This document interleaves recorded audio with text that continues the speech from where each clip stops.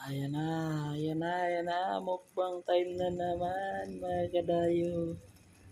Yan, gulay na ubos kay kamuting kahoy.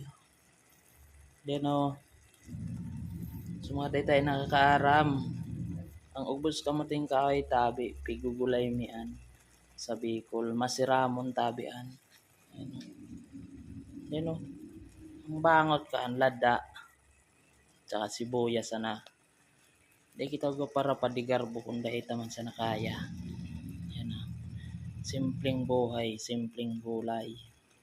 Sa totoong buhay. Ayan o. Kita nyo naman. Gulay pa lang. Talagang solve na ako dito. Yan o. Diba? Kita nyo. Mukbang na yan. Pinihintay natin yan. Mumukbangin natin mamaya. Okay. Bye-bye.